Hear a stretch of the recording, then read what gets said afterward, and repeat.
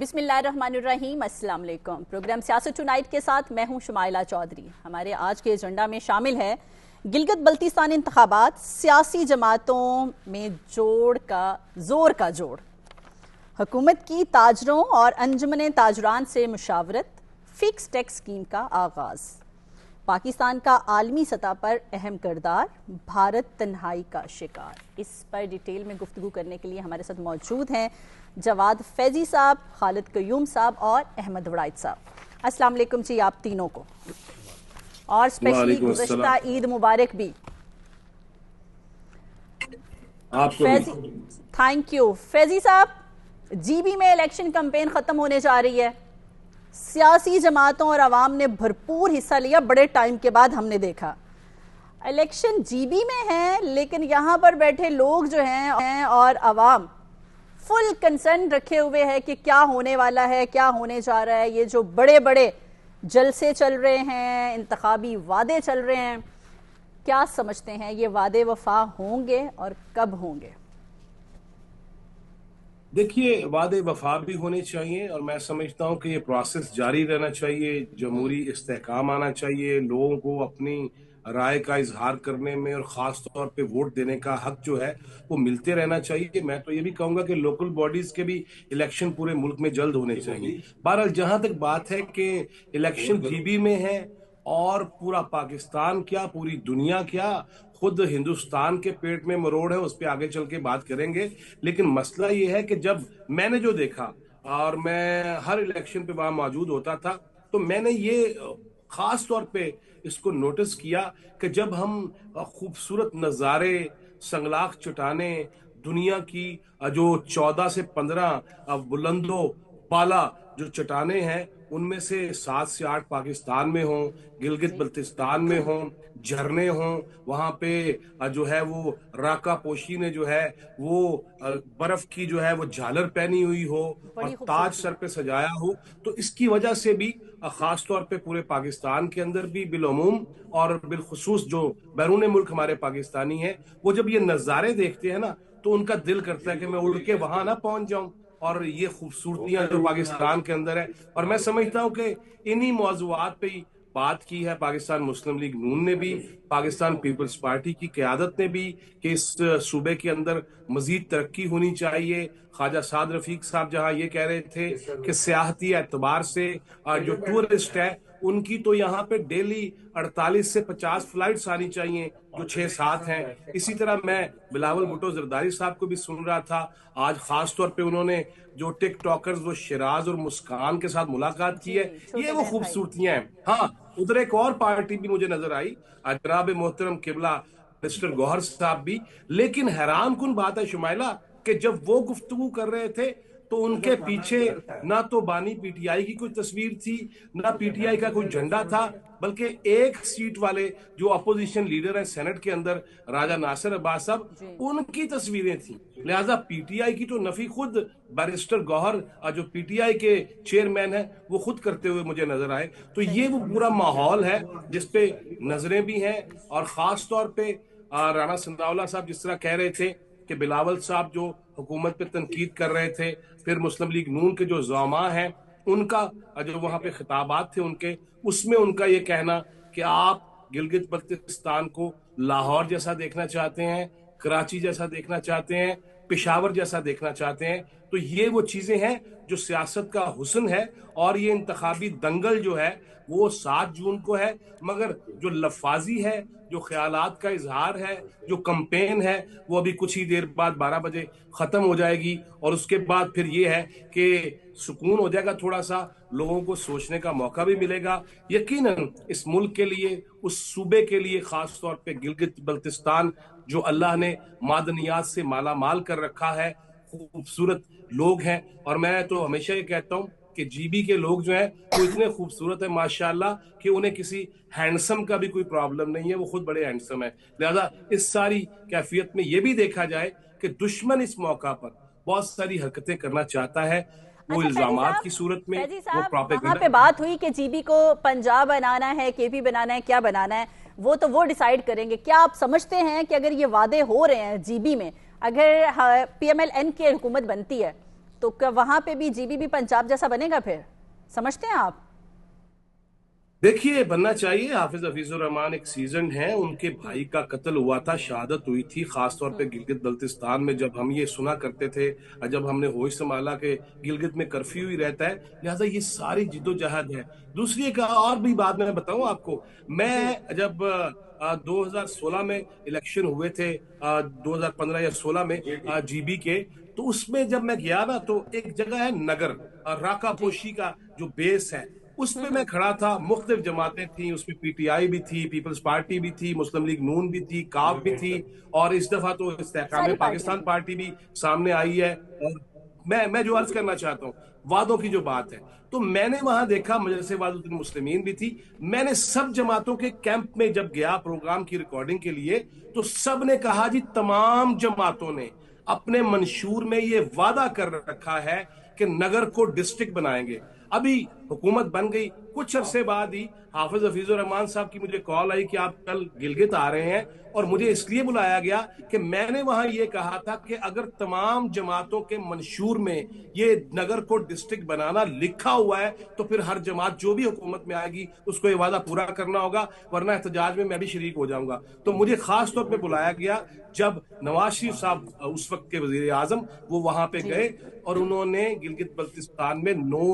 2 नए डिस्ट्रिक्ट बनाने का ऐलान किया, उसकी मंजूरी हुई। लिहाजा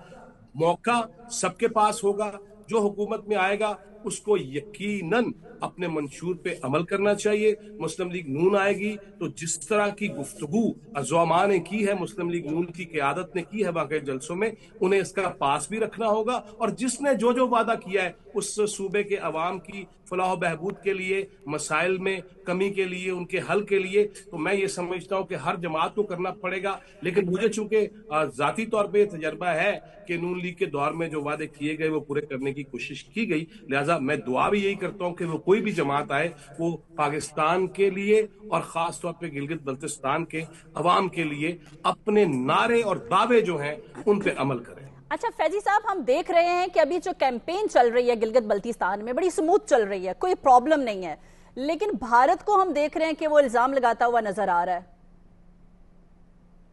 आए हम खटकते हैं दिल यज़दा में कांटे की तरह। मसला फिर वही खटकना है भी कि चाहिए।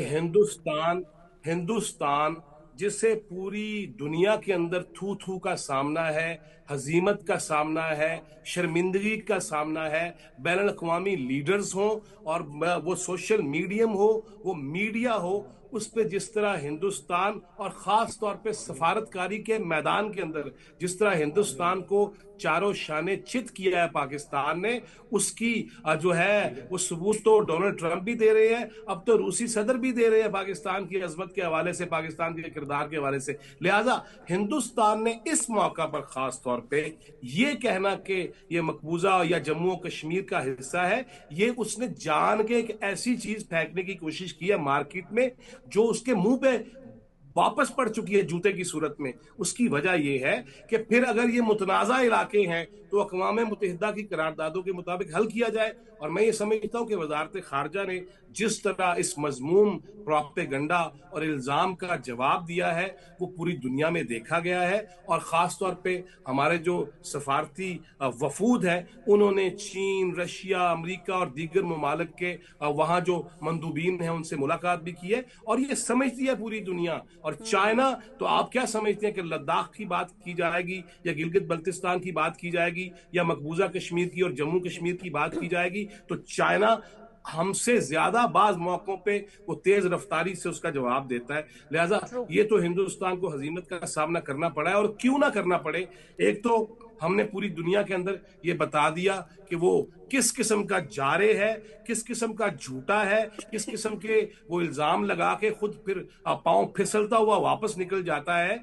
और दूसरी तरफ पाकिस्तान ने ना सिर्फ तैयारे तबाह किए, पूरी दुनिया में धाक बिठाई। इसके साथ एक और भी बात सुन लीजिएगा, मैं वो रिपोर्ट भी आपसे शेयर करना चाहता हूं। 2016 के बाद 2026 میں یعنی کہ 10 سال بعد ہندوستان اس وقت اس سطح پہ آیا معاشی طور پہ کہ سرمایہ کاری نچلی ترین سطح پہ آ چکی ہے ہندوستان کے اندر، جو دیگر ممالک کرتے تھے یا کمپنیز کرتی تھیں۔ 2016 کے بعد 10 سال بعد یہ مودی کی کارستانیاں ہیں، یہ علاقے میں ریجن کے اندر اپنی بدماشی کا زوم پیدا کرنے کی جو ناپاک کوششیں ہیں جس میں وہ ناکام ہوا ہے، لہٰذا یہ ساری وہ چیزیں ہیں۔ اور اسی طرح ہی ہوا ہے جس طرح آج میں دیکھ رہا تھا البانیہ کے اندر فٹ بال کے میچ میں اسرائیلی ٹیم پر کوڑا کرکٹ پھینکا گیا ہے اور گند پھینکا گیا ہے۔ ہندوستان اور اسرائیل کا مقدر ان کے چہرے پہ گاندھی ہے، سیاہی ہی ہے، اور جس طرح فیضی صاحب ٹھیک بات ہے، ہم تو دشمن سے بھی امن کی بات کرتے تھے، گلگت بلتستان تو پھر ہمارا اپنا علاقہ ہے، وہاں کیسے امن نہیں ہوگا؟ اور امن ایسا ہے خالد قیوم صاحب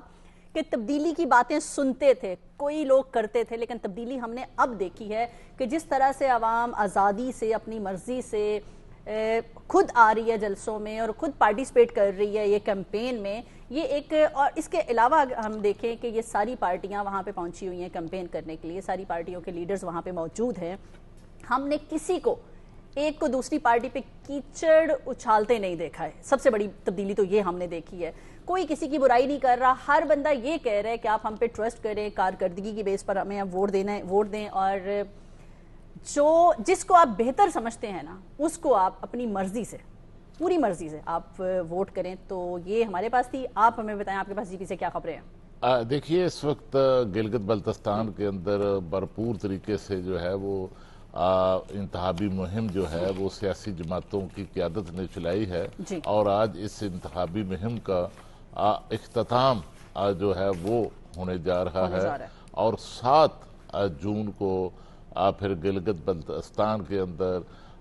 ووٹنگ ہوگی، اور اس میں جو ہے وہ تقریباً 9.5 لاکھ کے قریب جو ووٹر ہیں گلگت بلتستان کے، وہ اپنا حق رائے دہی استعمال کریں گے۔ اور سب سے میں سمجھتا ہوں کہ خوش آئند بات یہ ہے کہ تمام سیاسی جماعتوں کی قیادت نے کھل کر وہاں پر انتخابی مہم میں حصہ لیا، اپنے امیدواروں کی مہم چلائی، اور اس کے ساتھ ساتھ یہ بھی ہوا کہ پوری انتخابی مہم کے دوران، پورے الیکشن کے دوران کوئی ناخوشگوار واقعہ رونما نہیں ہوا، اور انتہائی پرامن طریقے سے جو ہے وہ الیکشن کمپین چلائی گئی، اور الیکشن کے عمل میں کسی قسم کی کوئی وہاں مداخلت جو ہے وہ بھی نظر نہیں آ رہی، اور انتہائی شفاف طریقے سے الیکشن کمیشن جو ہے گلگت بلتستان کا اس نے انتخابی عمل کو شفاف بنانے کے لیے جو ہے وہ مکمل انتظامات کیے ہیں، اقدامات کیے ہیں، اور کسی بھی جماعت کی طرف سے انتخابی عمل پر جو ہے وہ کوئی تحفظات اس طرح نہیں کیے گئے۔ باقی یہ سیاست ہے، ایک پارٹی جو ہے، ایک پارٹی، وہ پارٹی جس طرف آپ نے نشاندہی کی ہے وہ اعتراضات کر رہی ہے، وہ تحفظات کا اظہار کر رہی ہے، جس نے پچھلے جو الیکشن ہوئے تھے گلگت بلتستان کے 2020 میں، وہ سارے الیکشن کا جو نتائج چرائے تھے، اور جو ہے وہ پیپلز پارٹی اور مسلم لیگ نون کو ان انتخابات میں کوئی سپیس جو ہے وہ نہیں دی تھی، حالانکہ دونوں جماعتوں کا وہاں پر بڑا جو ہے وہ زور تھا، اور دونوں جماعتیں جو ہیں وہ ماضی میں یہاں پر اپنی حکومتیں جو ہیں وہ بنا چکی ہیں۔ پیپلز پارٹی کی حکومت بن چکی ہے، نون لیگ کی حکومت بن چکی ہے، اور کھلے عام جو ہے وہاں پر سرکاری وسائل استعمال کیے گئے، کھلے عام وفاق نے جو ہے اس وقت کے وفاق کی میں بات کر رہا ہوں، پی ٹی آئی کے دور حکومت میں جب وفاق میں ان کی حکومت تھی، تو وفاق کے وسائل اور طاقت جو ہے اور اختیارات جو ہیں وہ پیپلز پارٹی اور نون لیگ کے امیدواروں کے خلاف جو ہیں وہ استعمال کیے گئے، اور پیپلز پارٹی اور نون لیگ کی جیتی ہوئی نشستوں پر جو ہے وہ پی ٹی آئی کے امیدوار جو ہیں ان کو کامیاب قرار دیا گیا۔ اس وقت تو دیکھیے کہ ایسی کوئی صورتحال نہیں، اور ساری جماعتیں جو ہیں وہاں پر کھول کر اپنی انتخابی مہم جو ہے اب وہ چلا رہی ہیں، اور اس حوالے سے کوئی کسی قسم کی وہاں پر رکاوٹ نہیں ہے اور کوئی شکایت نہیں ہے. کوئی الیکشن کمیشن جو ہے اس میں کوئی کسی جماعت نے کوئی شکایت نہیں دی، اور کوئی اس حوالے سے جو ہے وہ کسی نے کوئی اعتراضات جو ہیں وہ نہیں کیے. اور ایک اچھا الیکشن جو ہے میں سمجھتا ہوں کہ ایک گلگت بلتستان کا جو انتخابی اور سیاسی عمل ہے وہاں پر مسلم لیگ نون کی حکومت جو ہے وفاق کے اندر ایک نئی تاریخ جو ہے وہ رقم کرنے جا رہی ہے. اور سب سے بڑھ کر دیکھیے کہ جماعتیں جو ہیں سیاسی جماعتیں اپنے اپنے بیانیے کو لے کر اپنی انتخابی مہم چلا رہی ہیں. اور نون لیگ کی طرف سے نون لیگ جو ہے وہاں پر نون لیگ نے ڈیلیور کیا ہے، اور نون لیگ اپنا جو ڈیولپمنٹ کا بیانیہ ہے گلگت بلتستان کے اندر بلکہ پورے ملک کے اندر اگر آپ دیکھیں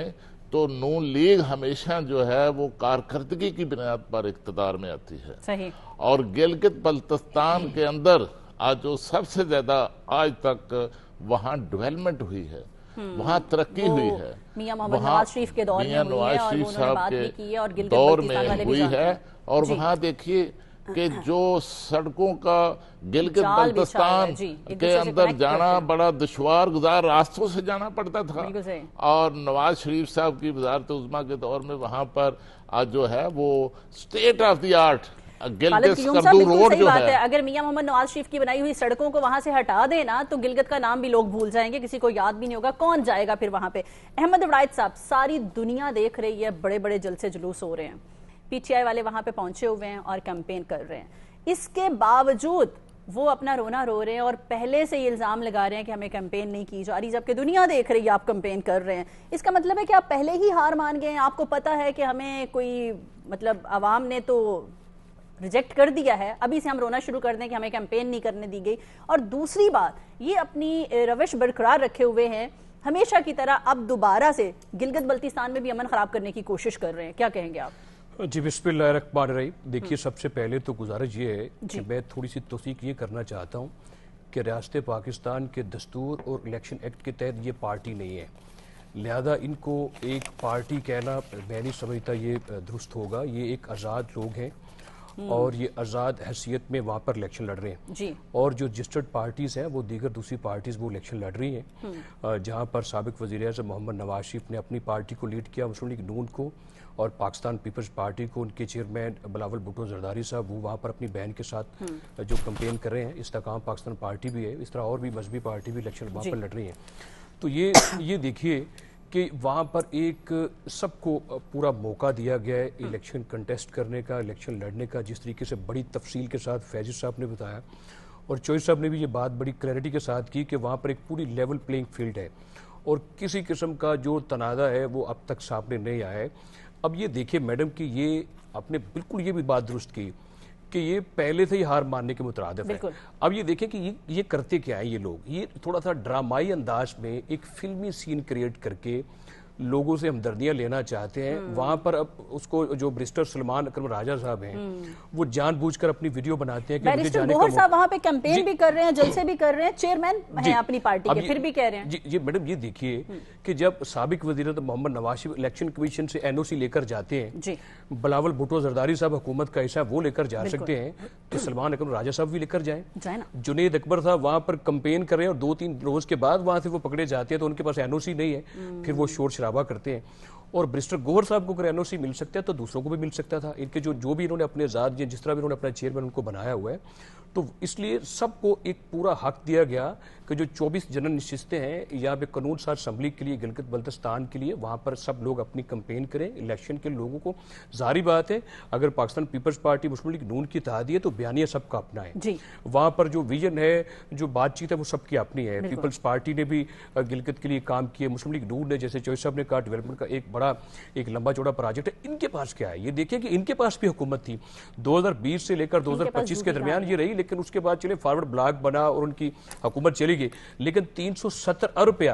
یہ وفاق نے جاری کی، اس وقت کے وفاق نے جو ان کا بانی پی ٹی، جو ان کا چیئرمین ہے، وہ انہوں نے جاری کیے 370 روپے۔ بتائیں انہوں نے کیا کیا وہاں پر؟ گلگت کے لیے کوئی انہوں نے کوئی ٹنل بنائی ہو، گلگت کی وادیوں کو آپس میں ملانے کے لیے کوئی سڑکیں بنائی ہوں، وہاں پر کوئی ہسپتال بنائے ہوں، بڑا اچھا لگتا ہے۔ تو گلگت کو کیا ملائیں گے آپس میں؟ یہ دیکھیں بڑا اچھا ہوتا کہ منسٹر صاحب وہاں پر بات کریں، لوگوں کو بتائیں یہ بات کہ ہم نے اتنے ہسپتال بنائے، اتنی یونیورسٹیز بنائے، یہ کچھ کیا۔ اب یہ دیکھیں جو آپ نے پہلے اپنے انٹرو میں بات کی اور سوال میں بھی کہا کہ وہاں پہ بیان یہ چل رہا ہے جو اٹریکٹ کر لے لوگوں کو، بھئی آپ پشاور بنانا چاہتے ہیں، کراچی بنانا چاہتے ہیں یا لاہور بنانا چاہتے ہیں، ہم چاہتے ہیں کہ اس کو پاکستان کی طرز پر اچھا بنے، وہ لوگوں کا حق بھی ہے، لیکن یہ دیکھیں کہ وہ پشاور کیوں بنے گا؟ وہ پشاور کو آپ نے 15 سالوں میں، یہ تیسرا ٹریور ہے، آپ نے کھنڈر بنا دیا اس کو، نہ وہاں پر تعلیم ہے، نہ وہاں پر کچھ صحت کا اسپتال ہے، نہ یونیورسٹی ہے۔ ایک بانی پی ٹی کرکٹ کو پسند کرتے تھے، 1 ارباب نیاز کے نام سے اسٹیڈیم شروع کیا، کروڑوں لاگت سے، آج تک مکمل نہیں ہو سکا۔ پنجاب میں آپ نے لا کر عثمان بزدار وسیم کا پلاس کو بٹھا دیا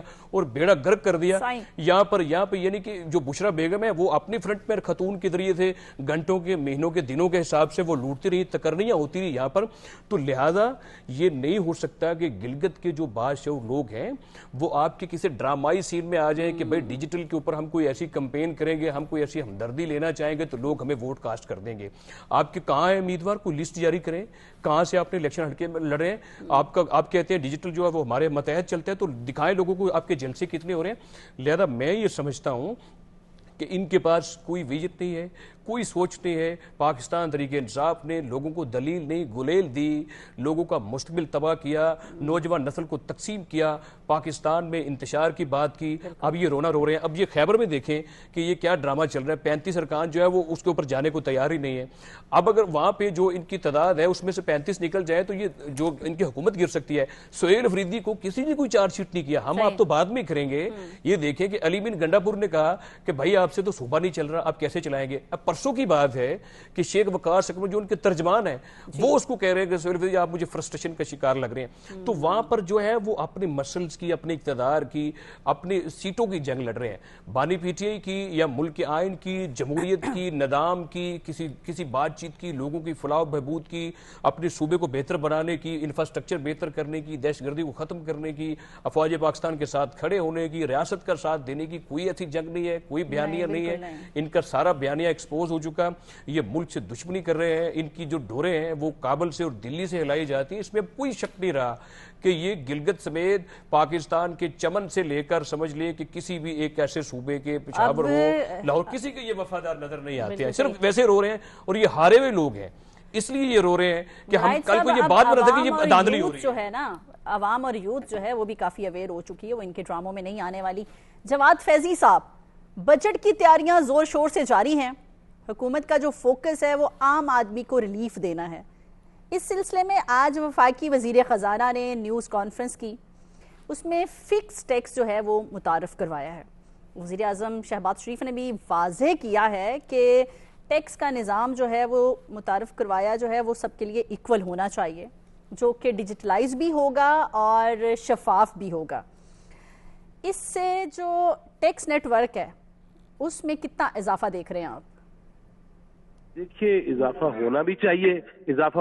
چاہیے اور اس پہ جو ہے وہ میں آپ کو ایک واقعہ یوں بتاتا ہوں، کیونکہ ابھی لائٹ کا ایشو تھا ٹرانسفارمر کا تو شور تھا کچھ، میں اسی لیے خاموش کرا رہا تھا دوستوں کو۔ دیکھیے شمائلہ، بات پتہ کیا ہے، پوری دنیا کے اندر خاص طور پہ اگر آپ یہ دیکھیں نا کہ کینیڈا، امریکہ، یورپ، وہاں پہ جو بندہ نہیں بھی کچھ کما رہا، وہ ادھار پہ بھی گزارا کر رہا ہے تو وہ تب بھی ٹیکس نیٹ کے اندر موجود ہے۔ اس کو یہ بتانا پڑتا ہے کہ میں کس طرح اپنے معاملات چلا رہا ہوں، میں نے اگر بورو کی ہے کوئی منی، میں نے اگر کوئی چیز بیچی ہے، میں نے کچھ کیا ہے، تو یہ اس قدر شفافیت ہے۔ ہم وہاں کی باتیں تو کرتے ہیں تو پھر کیسے بنیں گے ہم ویسے؟ لہٰذا یہ جو چھوٹے تاجر، آپ دیکھیے بہت ساری ایسی دکانیں ہیں، بہت سارے ایسے چھوٹے تاجر ہیں جن کا میں خود دیکھتا ہوں کہ ان کی ڈیلی جو سیل ہے، جو بزنس ہے وہ کافی زیادہ ہے ماشاءاللہ، لیکن چکر ہی کوئی نہیں، مجھ سے ٹیکس دے رہے ہیں وہ، مجھے ہر چیز پہ لکھا ہوا جو ٹیکس آ رہا ہے، ہر ڈبے پہ، ہر چیز پہ وہ بھی لے رہے ہیں، تو آگے انہیں دینا چاہیے نا۔ لہٰذا یہ ساری وہ چیزیں ہیں، اور خاص طور پہ میں یہ سمجھتا ہوں کہ اس پہ چھوٹے جو دکاندار ہیں، جو تاجر ہیں، ان کے ساتھ مل کے بیٹھ کے مشاورت کر کے مذاکرات کر کے اور کسی نتیجے پہ پہنچا گیا ہے، اس کا یقیناً فائدہ ہوگا، اور اس کا فائدہ پاکستان کو ملے گا اور ملنا بھی چاہیے۔ اس میں نظر بھی رکھنا ہوگی، ہمیں دیکھنا بھی ہوگا کہ اگر کوئی پھر بھی اس میں کوئی نقب لگانے کی کوشش کر رہا ہے تو اداروں پہ بھی نظر رکھنا ہوگی اور لوگوں پہ بھی نظر رکھنا ہوگی۔ اس کے ساتھ ساتھ دیکھیے، اس کے ساتھ ساتھ یہ انتہائی اہم ہے کہ آپ اس پہ غور کیجئے کہ آج ماشاءاللہ 4 روپے پیٹرول کی قیمت میں بھی کمی کر دی گئی۔ پھر آپ دیکھیے کہ ہم کس قدر آگے بڑھ رہے ہیں کہ مقبوضہ آزاد جموں کشمیر کے اندر جو لوگ فتنہ و فساد برپا کرنا چاہتے ہیں ایم ہی کھڑے ہو جاتے ہیں اور تشدد پہ آ جاتے ہیں۔ وہ جو ان کی جوائنٹ ایکشن کمیٹی ہے اس کو کالعدم قرار دے دیا گیا ہے، کیونکہ یہ شواہد موجود ہے کہ وہ امن عامہ کو تباہ کرنے کے لیے اس کے ثبوت و شواہد آ گئے، اور آزاد کشمیر کے صدر نے یہ نوٹیفکیشن جاری کیا ہے، وزارت داخلہ نے یہ جاری کیا ہے ان کی ایڈوائس پہ کہ دیکھیے بہت سارے ایسے بھی شواہد ہیں کہ ہندوستان بہت سی کارستانیوں میں شریک ہوتا ہے۔ لہذا ہم بڑے واضح طور پہ جا رہے ہیں، معاشی طور پہ اہداف بڑے کلیئر ہیں، ہمارے سیاسی اہداف آپ نے جس طرح پہلے کہا، اور خالد قیوم اور احمد وڑائش نے بھی یہ بات کی کہ جس طرح وہاں پہ آپس میں دیکھیے الیکشن کے موقع پہ چھیڑ چھاڑ تو کرنی ہوتی ہے نا، اپنے مطالبات بھی رکھنے ہوتے ہیں، کچھ طنز و تان بھی ہے وہ بھی ہو جاتا ہے تاکہ عوامی جوش جو ہے اس کو بڑھایا جائے۔ مگر اتنا خوبصورت ماحول ہے گلگت بلتستان کے اندر، اللہ کرے پورے پاکستان میں ایسا ہو، اور خاص طور پہ آگے چل کے جولائی کے اندر آزاد کشمیر میں الیکشن ہے، اور اس سے پہلے ایسی تنظیموں کا سامنے آ جانا، ہم بند کر دیں گے، ہم روڈ بند کر دیں گے، ہم یہ کر دیں گے، ہمارے یہ مطالبات ہیں، نہیں، اس طرح تھوڑی ہے۔ جو بھی سڑک پہ آ جائے گا اس کے مذاکرات ماننا شروع، ہر بندہ تار القادری بنا ہوا ہے کفن لے کے آ جائے گا، اس طرح نہیں چلے گا۔ لہذا ہمیں یہ دیکھنا ہے کہ سارے معاملات کو سامنے رکھ کے، اور میں سمجھتا ہوں کہ اچھی چیزیں ہیں، میں نے جس طرح پہلے یہ عرض کیا، ہندوستان معاشی طور پہ تنزلی کی طرف جا رہا ہے، ہم آگے بڑھ رہے ہیں۔ ہاں، فوری ریلیف جو ہو سکتا تھا 4 روپے پیٹرول میں کم کر دیے، لوگوں کی خواہشات تو یہی ہیں کہ واپس وہ سنہری دور آ جائے اس بندے کا جو جانے سے پہلے بارودی سرنگیں بچھا کر گیا تھا، کہ جس کو پتا تھا کہ پرائسز کم کرنے سے پاکستان کو دیوالیہ بنانے میں خدا نہ خواستہ کوئی عملی کام ہو سکتا ہے۔ پھر سری لنکا کے صدر سے کیا سیکھ کے آئے، پھر ان کے وزیر خزانہ جو وفاق کے رہ چکے تھے ان کی 2 صوبائی وزرائے خزانہ سے گفتگو، ٹیلی فونک کنورسیشن، وہ بھی سامنے آ گئی ہے۔ لہذا آج بھی لوگ اس چکروں میں پڑ جاتے ہیں کہ ہاں جی وہ دور، اور یار خدا دا واسطہ جی آگے بڑھے۔ وہ تو کہتا تھا کہ اگر ایران پہ حملہ ہو گیا، خود موجود ہے مہاتما نیازی کے الفاظ کہ اگر ایران پہ حملہ ہو گیا تو پھر یوں ہو جائے گا، پیٹرول یہاں تک چلا جائے گا۔ انہوں نے تو بڑی کوشش کی ہے کہ کم سے کم جو ہے وہ معاملات عوام تک جائیں، خود اپنی جو کمر پہ کتنا بوجھ کسا ہے، بوجھ باندھا ہے۔ لہٰذا یہ ساری وہ چیزیں ہیں کہ بین الاقوامی صورتحال میں دیکھنا پڑے گی اور اس کے مطابق چلنا بھی پڑے گا۔ چلے 4 روپے ہی صحیح، میں سمجھتا ہوں کہ زیرہ ہی صحیح، مگر چلے زیرے کا بھی ایک ذائقہ ہے، چکھ لینا چاہیے۔ آگے چل کے مزید بھی کڑائی تیار ہو جائے گی انشاءاللہ، جب پاکستان ثالثی کا کردار بھی ادا کرے گا اور معاملات بھی بہتر کرے گا، اور پھر دیکھیے گا کہ ہندوستان کی سرمایہ کاری کم ہو رہی ہے اور ہماری بڑھتی چلی جائے گی۔ بالکل انشاءاللہ۔ خالد قیوم صاحب، بجٹ پیش ہونے جا رہا ہے، بجٹ کی ہم بات کر رہے ہیں، کسان ہوں، تاجر ہوں، سرکاری ملازم ہوں، سرمایہ کار ہوں، سب جو ہے وہ حکومت سے امیدیں لگائے بیٹھے ہیں۔ آپ کیا سمجھتے ہیں کیسا بجٹ آ رہا ہے؟ دیکھیے، وزیر اعظم پاکستان شہباز شریف کی طرف سے واضح طور پر یہ ہدایات ہیں کہ بجٹ کے اندر جو ہے وہ جو شہری ہیں اور تنخواہ دار طبقہ ہے یا کسان ہے یا مزدور ہیں یا دیگر طبقات ہیں، تمام کے لیے جو ہے پاکستان کے عوام کے لیے جو ہے وہ ریلیف کے اقدامات کی جو کوشش ہے وہ اس کو مد نظر رکھ کر جو ہے وہ بجٹ بنایا جائے۔ اور اس حوالے سے آپ نے دیکھا کہ آج جس طرح ایک بڑا درینہ جو ہے وہ مسئلہ تھا فکس ٹیکس کا تاجر برادری کا، اور یہ جو تاجر برادری ہے پاکستان کی، اس کا جو ہے وہ مسلم لیگ نون کی قیادت اور حکومتوں کے ساتھ ایک بڑا اعتماد کا ایک رشتہ جو ہے وہ ہمیشہ سے رہا ہے۔ اور آج ہمارے جو وزیر خزانہ ہیں ان کی جو مشاورت ہوئی ہے ان کے ساتھ تاجر برادری کے نمائندوں کے ساتھ، تو اس کے نتیجے میں یہ جو درینہ مسئلہ تھا اس کو حل کر لیا گیا، اور جو فکس ٹیکس ہے اس کا اعلان کر دیا گیا، اور اس سے ہمارا جو ٹیکس ریونیو ہے نہ صرف اس میں ایک بڑا اضافہ ہوگا بلکہ ہماری جو ٹیکس نیٹ ہے وہ بھی جو ہے وہ بڑھ جائے گی، اور اس سے جو ہے وہ 20 کروڑ روپے سے لے کر نیچے تک کم تک جتنے بھی تاجر برادری ہے ان کی جو آمدن ہے وہ رکھنے والے ہیں، سیل رکھنے والے ہیں، اس پر جو ہے 25,000 روپے جو ہے وہ فکس ٹیکس جو ہے وہ اس کا نفاذ ہوگا، اور اس سے جو ہے وہ اس نیٹ میں خاص طور پر جو ہے وہ 30 سے 40 لاکھ تک جو تاجر کمیونٹی ہے وہ اس نیٹ کا حصہ ہوں گے، اور اس سے میں سمجھتا ہوں کہ ایک اعتماد جو ہے ایف بی آر کے ساتھ، وزارت خزانہ کے ساتھ جو تاجر برادری ہے اس کا بڑھے گا۔ اور ویسے بھی دیکھیے کہ ہمارا جب سے جو ہے وہ پی ڈی ایم کی پہلے حکومت تھی، پھر دوبارہ وزیر اعظم پاکستان شہباز شریف کی مسلم لیگ نون کی حکومت آئی، تو ٹیکس کے نظام کے اندر جو ہے وہ بڑی اصلاحات جو ہیں وہ متعارف کرائی گئی ہیں، کیونکہ پہلے یہ ہوتا تھا کہ جو بالواسطہ انڈائریکٹ ٹیکسیشن ہے وہ زیادہ ہوتی تھی، اور جو ڈائریکٹ ٹیکسیشن ہے وہ کم ہوتی تھی، تو اب جو ہے وہ بالواسطہ ٹیکسیشن جو ہے اس کو کم کرنے کی کوشش کی گئی ہے تاکہ عام آدمی پر جو ہے اس کا بوجھ کم پڑے۔ اور دوسرا جس طرح فیضی صاحب فرما رہے تھے کہ بانی پی ٹی آئی جو ہیں وہ تو برودی سرنگیں بچھا کر گئے تھے، وہ پاکستان کو دیوالیہ کرنے کی بنیاد رکھ کر گئے تھے، تو ہمارے وزیر اعظم پاکستان شہباز شریف صاحب نے اپنی جو ان کی اکنامک ٹیم تھی اور جو اس وقت اکنامک ٹیم ہے ان کے ذریعے ان کے ساتھ مل کر بین الاقوامی سطح پر جو اقتصادی اور معاشی سفارتکاری ہمارے وزیر اعظم نے کی، اس کے نتیجے میں آئی ایم ایف کے 2 پروگرام ملے، اور پھر جو ڈیفالٹ کے دہانے پر کھڑا کر گئی تھی پی ٹی آئی، اس کو جو ہے وہ پاکستان کو ڈیفالٹ سے بچایا، اور اب پاکستان جو ہے وہ گروتھ کی طرف بڑھ رہا ہے۔ اور دیکھیے کہ یہ جو رواں مالی سال ہے، اس رواں مالی سال کے پہلے 9 ماہ میں پاکستان کا جو کرنٹ اکاؤنٹ ہے وہ سرپلس میں رہا، جبکہ پی ٹی آئی کا دور حکومت جو تھا اس میں پاکستان کا جو کرنٹ اکاؤنٹ خسارہ تھا وہ 17.5 ارب ڈالر تک جو ہے وہ پہنچ چکا تھا، اور پاکستان کی معیشت جو ہے وہ ایک شدید دباؤ کا شکار تھی۔ اور اس وقت دیکھیں کہ پاکستان کی اس وقت سٹاک مارکیٹ جو ہے وہ انتہائی نچلی سطح تک چلی گئی، اور اب دیکھیے کہ ہماری سٹاک مارکیٹ جو ہے وہ بلندیوں کو چھو رہی ہے، اور اس وقت پاکستان کی سٹاک مارکیٹ جو ہے اس کا جو 100 انڈیکس ہے، شیئر انڈیکس ہے، وہ 1,72,000 جو ہے وہ انڈیکس تک جو ہے وہ پہنچ چکا ہے۔ یہ پاکستان کی معیشت پر پاکستان کے سرمایہ کاروں کا، غیر ملکی سرمایہ کاروں کا اعتماد کا اظہار ہے۔ خالد قیوم صاحب، جو اس طرح کی پارٹیاں ہوتی ہیں جو انتشار پھیلاتی ہیں، کیا ان کو بین نہیں ہو جانا چاہیے؟ ابھی جواد فیضی صاحب بات کر رہے تھے، یہ جو ایکشن کمیٹی تھی کشمیر کی، اس کو ان کے وزیر داخلہ نے جو ہے وہ بین کر دیا ہے، جو جوائنٹ ایکشن کمیٹی تھی، کل عدم قرار دے دیا ہے، صرف ان کی حرکتوں کی وجہ سے، کیونکہ پہلے تو وہ احتجاج کرتے تھے اور ابھی جو ہے وہ ملک دشمنی میں سارے انوالو نظر آئے ہیں۔ کیا کہتے ہیں؟ اچھا دیکھیے کہ وہاں کشمیر کے اندر، آزاد کشمیر کے اندر اگر آپ دیکھیں تو وہاں پر جو ہے وہ جو آل پارٹیز کانفرنس ہوئی، جس کے اندر وہاں کی جو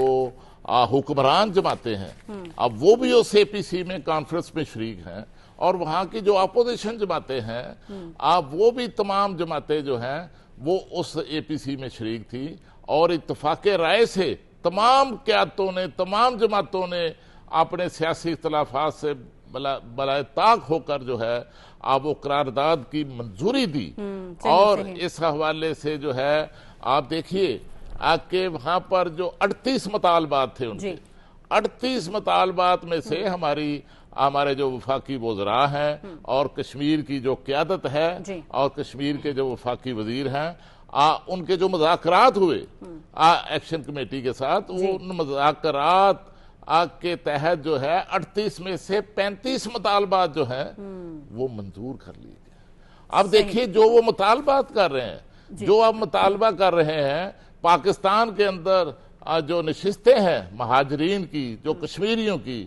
آپ دیکھیے کہ جو پاکستان کے اندر 25 لاکھ کشمیری ہیں جن کی قربانیاں ہیں، جنہوں نے وہاں پر جب پاکستان میں منتقل ہوئے وہ کشمیر سے، جموں سے، تو اس وقت جو ہے ان کی قربانیاں جو ہیں اتنی زیادہ تھیں. وہ قربانیاں ہمارے سامنے ہیں، لیکن اس وقت جو تھا وہ joint action committee Azad Kashmir کو کالعدم قرار دے دیا گیا تھا، تو میں نے کہا وہ تو میں آپ کو بتا دوں کہ ایسی پارٹیوں کو کالعدم ہی ہو جانا چاہیے. وڑائچ صاحب، ٹرمپ بھی پاکستان کی تعریف کر رہا ہے اور وہ کرتے ہی رہتے ہیں جب بھی ان کو موقع ملتا ہے. آج جس طرح بھارتی صحافی کو منہ کی کھانا پڑی اور پیوٹن نے بھارت کو جس طرح سے آئینہ دکھایا، وہ کہتے ہیں نا کہ ہن آرام ہی، پھر بھی بھارت کو آرام کیوں نہیں آ رہا؟ جی دیکھیے کہ آرام تو ان کو نہیں آئے گا. اس کی وجہ یہ ہے کہ پاکستان کی جو افواج ہے انہوں نے ان کو ایک رسوائی والی اور ذلت امیز جو شکست دی، اور پاکستان مارکا حق میں جو فتح یاب ہوا. اب وہ ایسے ہے کہ وہ دشمن اپنے زخم کو خود ہی چاٹ رہے اور اس کے دل سے وہ بات جاتی نہیں ہے جو اس کے دل میں وہ زہر ہے. اب وہ اگلتا رہتا ہے لیکن کر کچھ نہیں سکتا، کیونکہ اس کو یہ سمجھ آ گئی ہے کہ دنیا کے نقشے کے اوپر پاکستان جو ہے وہ ایک بڑا دفاعی طور پر ایک بڑا مضبوط ملک ہے.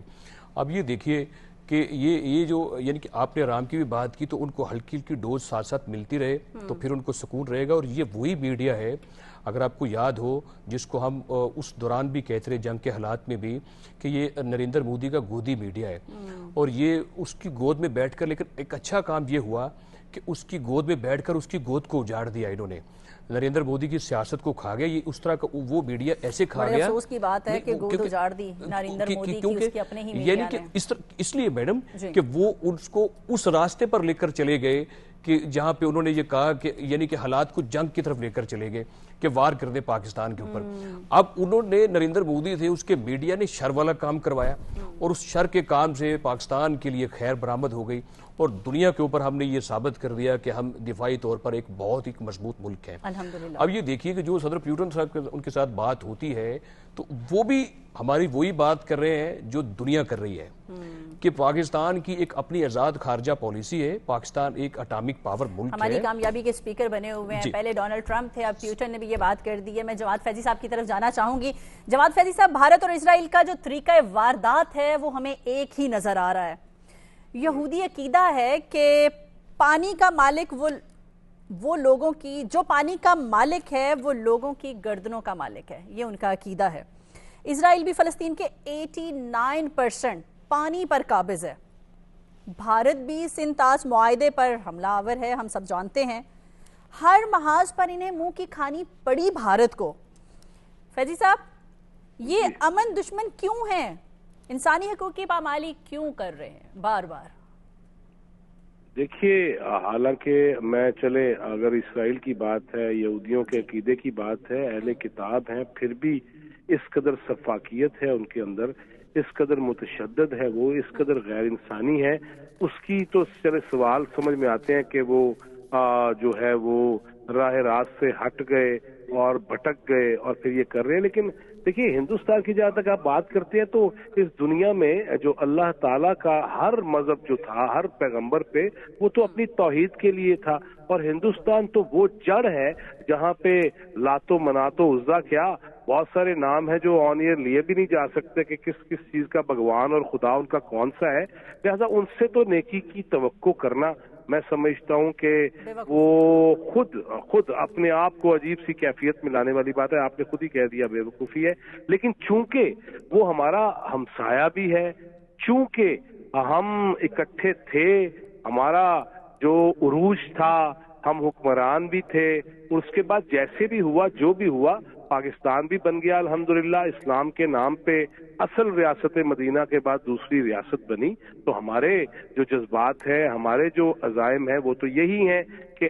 امن کا مذہب ہے اسلام، اور آشتی کا مذہب ہے اسلام، اور محبت کا مذہب ہے اسلام. جس مذہب میں یہ کہا گیا ہو کہ ایک دوسرے کو مسکرا کے دیکھنا چاہیے. وہ علیحدہ کہانی ہے کہ ہم کدھر زیادہ مسکرا کے دیکھتے ہیں، اس طرف میں نہیں جاتا. لیکن ہمیں مجموعی طور پہ बदगुमानी से मना किया गया है, हमें हर एक को अच्छा समझने की बात कही गई है, हमें नेक नीयती से चलने की बात की गई। लिहाजा मैं वापस उधर ही आता हूँ कि देखिए, हिंदुस्तान ने कदम कदम, लहजा लहजा, हर लम्हा पाकिस्तान को न मानने और अखंड भारत के चक्करों में अपने आप को भी तबाह कर लिया है। और उनकी कितनी आबादी है जो सतह गुर्बत से नीचे है, वहाँ एड्स का जो मसला है वो क्यों कर है, वो अयाशियों के लिए तो होगा, लेकिन वो जिस्म फरोशी पे क्यों मजबूर हो गए हैं उसके अवाम। फिर वहां पे देखिए गुर्दों की फरोख्त का काम सबसे ज्यादा है। वो हिंदुस्तान जहां वॉशरूम, बैतुल खला नामी चीजें ही बहुत सारे इलाकों में नहीं है, लिहाजा वो फिर भी चाहता ही है। बैतुल खला तो अपनी आवाम के लिए बना लें, बाद में दूसरों से लड़ाई भी कर लीजिएगा। खालिद क्यूम साहब, चीन की वाह वाह हो रही है हर तरफ, और अगर हम अपनी बात करें तो पाक चीन दोस्ती जो है वो बेमिसाल है। ये मार्का हक में पूरी दुनिया ने देख लिया कि किस तरह से हम एक दूसरे के साथ खड़े हैं। डे बाय डे ये दोस्ती अल्हम्दुलिल्लाह मजबूत होती जा रही है, और हमारे चाइना के साथ जो सिफारती ताल्लुकात हैं उसके आज 75 साल मुकम्मल हो गए। क्या कहेंगे आप? देखिए, पाकिस्तान और चीन की जो दोस्ती है वो बड़ी लाजवाल दोस्ती है, और आज तक जो है पाकिस्तान और चीन की दोस्ती में कभी भी कोई जो है वो मसला पैदा नहीं हुआ, और दोनों मुल्क जो है बैनुल-अक़वामी सतह पर भी, इलाकाई सतह पर भी, हर महाज पर जो है वो एक दूसरे के साथ जो है हमेशा जो है वो खड़े नजर आते हैं। और इसमें पाकिस्तान का अगर आप देखें तो इस वक्त जो है पाकिस्तान की जो है, पाकिस्तान की जो इकानमी है और पाकिस्तान की जो सलामती है, ये सारे मामला जो है वो चीन के साथ जो है वो जुड़े हुए हैं। और पाकिस्तान में जो सी पैक की सरमायाकारी है चीन की, अब वो पाकिस्तान के लिए एक गेम चेंजर जो है वो सी पैक पाकिस्तान के लिए गेम चेंजर है। बड़ी खूबसूरत बात की। अहमद वड़ाइद साहब, माहौलियाती आलूदगी से इंसानी बेका को खतरा है, ये हम सब जानते हैं और हमेशा हम प्रोग्राम में बात भी करते हैं, और मौशी नुकसान भी है। वज़ीर आज़म शहबाज शरीफ साहब ने कहा है कि क्या जिम्मेदारी है अवाम की, और क्या करना चाहिए रूलिंग क्लास को। जो मैंने पहले कहा वो तो प्राइम मिनिस्टर ने कहा था, अभी मैं आपसे पूछ रही हूँ। जी देखिए कि इसमें कोई शक नहीं है कि दुनिया को जो क्लाइमेट चेंज है उसका बड़ी तेज़ी से सामना करना पड़ रहा है। उसकी सबसे बड़ी वजह यही है कि जो कार्बन डाइऑक्साइड है, जो 37 जून्स बढ़ रहे हैं, जिससे दुनिया को इसका सामना करना पड़ रहा है। और अगर आपने चूंकि प्राइम मिनिस्टर साहब की बात की है तो आपको याद होगा कि जून से अक्टूबर 2022 तक जब वज़ीर-ए-आज़म जो है वो अदम एतमाद के बाद प्राइम मिनिस्टर बने, तो 3 महीने का एक बड़ा जो है वो शिद्दत अंगेज एक स्पेल आया, यहाँ पर सैलाब आया, जिससे पाकिस्तान के 3 करोड़ लोग जो है वो मुतासर हुए, और 30 से 40 अरब डॉलर का नुकसान हुआ पाकिस्तान को। और यूनाइटेड नेशन में जाकर, दुनिया के फोरम के ऊपर जाकर प्राइम मिनिस्टर इस बात को एलेबोरेट किया और बड़ी यानी कि शिद्दत के साथ बड़े शानदार अंदाज में बताया दुनिया को कि इस क्लाइमेट चेंज में पाकिस्तान का 1% से भी कम हिस्सा है, इसके साथ हमारा कोई ताल्लुक नहीं है। बड़े जो दुनिया की जो बड़ी सनतें हैं उनकी वजह से ये क्लाइमेट चेंज में तब्दीलियाँ आ रही हैं। अब जहाँ तक ये बात है, ये देखिए कि पाकिस्तान को ये करना चाहिए, जो हमारी जो नौजवान नस्ल है, चूँकि वो 64% के करीब है, इनको ये करना चाहिए कि अपना पूरा ही जो हक है वो अदा करना चाहिए। जिस तरह पंजाब हुकूमत ने प्लास्टिक बैग के ऊपर पाबंदी लगाई, उससे दूर रहना चाहिए और अपना भरपूर किरदार अदा करे। और डिजिटल जो मीडिया है, जिस तरह वो सारे नौजवान नस्ल खुद भी यूज़ करते हैं, उसके ऊपर एक पूरी जो है वो मूवमेंट चलनी चाहिए। और जो हुकूमतें जो इनिशिएटिव ले रही हैं उसका भरपूर जो है वो मैं समझता हूँ कि साथ देना चाहिए। और इसी से आप जो है वो क्लाइमेट चेंज से यानी कि हासिल कर सकते हैं चीज़ें। और ये देखिए कि सालाना जो एक दरख्त है वो 20 से 25 किलोग्राम जो कार्बन डाइऑक्साइड है वो खा लेता है, और इससे ये देखिए हवा ताज़ा हो जाती है। और एक रिपोर्ट के मुताबिक ये भी है कि एक दरख्त जो है वो रोज़ाना 4 लोगों के समझने के बराबर एक ऑक्सीजन भी पैदा करता है। तो इसमें जो आम लोग हैं उनको भी हुकूमत का साथ देना होगा, और हुकूमतों को चाहिए कि वो भी जरा थोड़ा सा जो शजरकारी की एक मुहिम है उसको थोड़ा सा जरा तेजी के साथ आगे लेकर जाया जाए, ताकि आम लोग चाहिए। हुकूमतें अपना काम कर रही हैं, स्पेशली हमने प्राइम मिनिस्टर साहब की बात की, लेकिन हमारी वज़ीर आला पंजाब मरियम नवाज साहिबा भी इस पे बहुत काम कर रही हैं, और हमारी सीनियर वज़ीर मरियम औरंगज़ेब साहिबा इस पे जितनी मेहनत जी वो बड़ी मेहनत कर रही हैं, और इस पे वो सख्ती भी कर रही हैं। आपने कहा कि नौजवान नस्ल को भी अपना हिस्सा डालना चाहिए, बिल्कुल सबको भी हिस्सा डालना चाहिए, नौजवान हो या बच्चे हों। اویئرنیس یہ ہے کہ درخت لگائیں اور دھواں چھوڑنے والی گاڑیاں جو ہیں ان سے پرہیز کیا جائے. جو بھی چیزیں پلاسٹک بیگ آپ نے بولا جو بھی ہیں ان کو ہمیں خود بھی ہماری اپنی بھی ذمہ داری ہے, صرف گورنمنٹ کی ذمہ داری نہیں ہے.